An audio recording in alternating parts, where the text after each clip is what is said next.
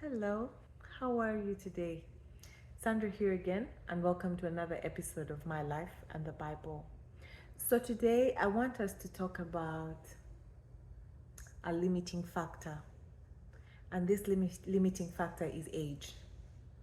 What are the things that society has told you you're too old to do? There are things we hear people say. It's it's like at a certain point in your life, society has decided that a woman is too old to do certain things, or a man is too old to do certain things. But who said? who who made this rule? Right? Us, we made this rule, right? Society made this rule. But who said that it is true? Because timing is the Lord's, right? There's a time and a season for everything. So why should I be the one to determine that it is too late for you to do something or too early?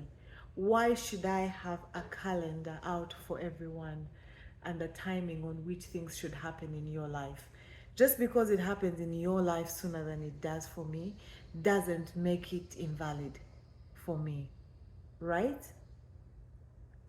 Um, I've been thinking about this for a while, and I kept thinking to myself, I need to get the time to speak to you guys about it. Because listen, there are so many of us that have burning desires to do certain things. We have dreams that we've put on the back burner. We have aspirations that we've been told we can't do because of one limiting factor or another. But today's limiting factor that I'm going to talk about is age, because many times we also tell ourselves that we're too old to do certain things. So sometimes it's not society telling you. Yes, society tells you until you begin to believe it. And then you begin to actually say it to yourself that I am too old to do this. My time has passed. No, no. I beg to differ on this one, and hear me out. I'm going to read Genesis chapter 21 from verse 1 through 7, okay? Let's read. The Lord kept his word and did for Sarah exactly as he had promised. She became pregnant and she gave birth to a son for Abraham in his old age. This happened at just the time God had said it would. Okay? And Abraham named their son Isaac. 8 days after Isaac was born, Abraham circumcised him as God had commanded. Abraham was 100 years old when Isaac was born. And Sarah declared, God has brought me laughter. All who hear about this will laugh with me. Who would have said to Abraham that Sarah would nurse a baby? Yet I have given Abraham a son in his old age. Did you hear that? So listen. The Lord kept his word and did for Sarah exactly what he had promised. What is the thing the Lord has put in your heart to do? What is that thing he has put in your heart to do? Because as long as he has said it, it's going to come to pass. Right? There is a time for it.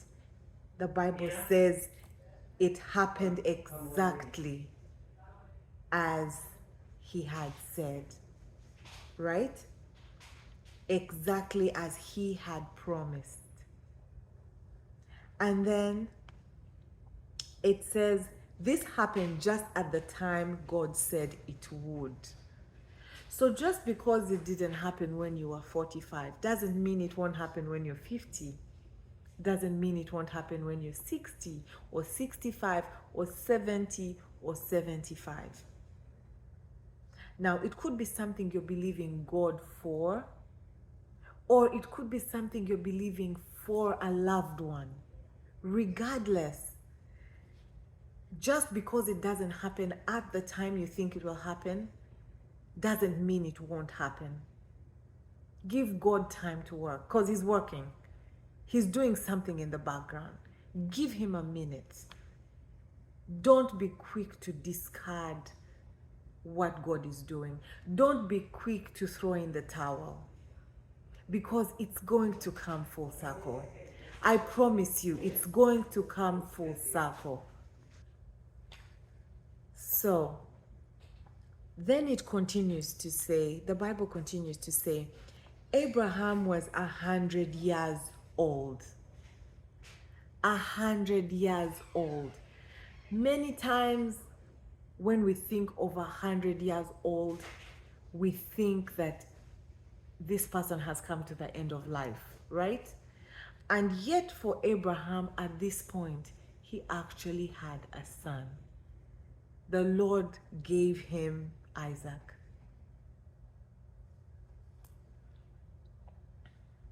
The Lord gave him Isaac. And the meaning of Isaac is laughter. So guess what? The Lord is going to give you an Isaac. The Lord is going to give you laughter. Whatever it is, I don't care what anyone has told you.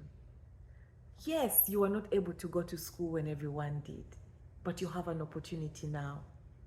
Do it. You're in your 40s, do it. You're in your 50s, do it. Go to school.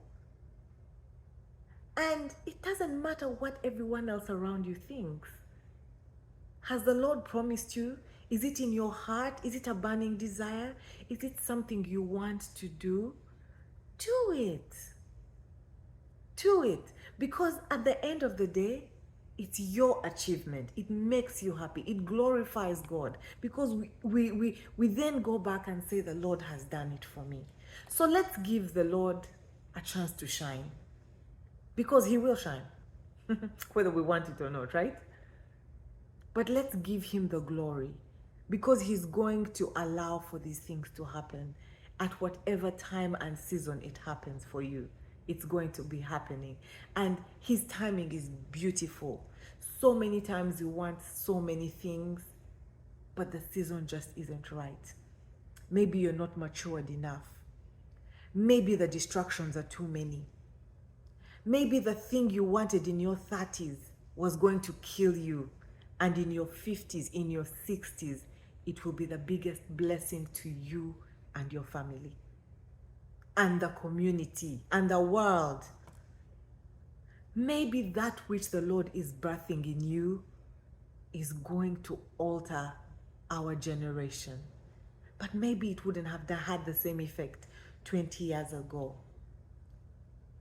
So, what is that Isaac that needs to be birthed in you? What is that thing that needs to be birthed in you? What is it? Because 100 years old is the yardstick. So don't come tell me you're 40. Don't come tell me you're 35. Don't tell me about no clock that's ticking. Let it tick. Because clearly Sarah shows us that the clock that's ticking in your room is a different clock in heaven, right? How about you take a chance on yourself? What's that thing you want to do? What is it? What's that desire? Is it an orphanage you want to build? Build it. Do you want to take care of children somewhere? Go find them, take care of them. Do you want to get married? Now that's another good one. Many times after a certain age, we discount ourselves from certain things. Why? If you found love at an older age, enjoy it. This is when you found it. Let us normalize allowing God to do things in his timing and be okay with it. Let us learn to enjoy the small pleasures of life at whatever season they come. Just because it didn't come in your prime doesn't mean at this point in your life it will not be enjoyable. You will enjoy it. Because think about it. just because somebody never got married when they were young, if they find love at 69 years old, it could be the best next 20 years of their lives, better than what they were living before. But you won't know if you don't take the chance, right? That business idea, you're afraid it will fail. So what? Try it out. If it fails, oh well, we'll find out, right? But what if it doesn't fail though? What if it actually blows up? What if? What if it becomes the multi-million-dollar business of your dreams that you never ever imagined? Yes, we've had all these success stories of people who are not young, they're in their 40s, in their 50s, and they took a chance. They tried and tried. They failed so many times. Society probably laughed at them. Their families probably shunned them a little bit. Yes. But they made it, right? I'm sure if anyone looked at Sarah and Abraham, they would have been like, are you joking? Are you really joking? Are you trying to have a child at 100 years old? Really? Really, Sarah, you think you can do this, right? You know how we talk. You look at her and you're like, please. So, Auntie Sarah, calm down. Calm down, right? But the Lord brought her laughter. The Lord is going to bring you laughter. The Lord is going to bring you laughter. If it is a child that you believe in God for, believe God to the very end. And don't limit God on how He's giving you this child. If it is a child, you will have a child. Accept how God gives you the child. If it is a spouse, the Lord will give you a spouse. If you're going to go back to school, go back to school. So what if you're the oldest person in class? And by the way, side note, if you're the oldest person in class, chances are the teachers are going to like you very much. Yeah, you'll be the favorite in class because you're the oldest. Everybody can see that you've put in effort. You're not putting in, a 20-year-old is not putting in the same effort as you. No, they're playing because their parents are paying the tuition. You, on the other hand, it is a lifetime achievement. And no matter what happens, you will get it. So go for it. Go for it. Believe in yourself. The Lord is going to give you laughter. So whatever that Isaac is, and I repeat, whatever it is, however old you are, it doesn't matter. It doesn't matter. Go get it. It's yours. The Lord kept His word and did for Sarah exactly what He had promised. You know, the Lord promises us things, and sometimes it seems to take so long that we even forget about it. We completely forget because it has taken so long, and because we are human beings and we had a calendar, we had a schedule, we then discount it.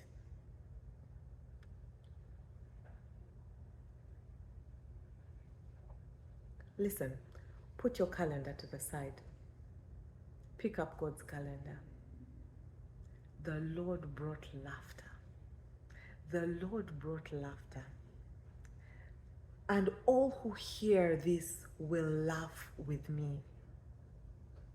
Let me tell you, I do not know what level of malice you have to have for you not to celebrate somebody when they have achieved a milestone at a point when everybody had thought it was impossible.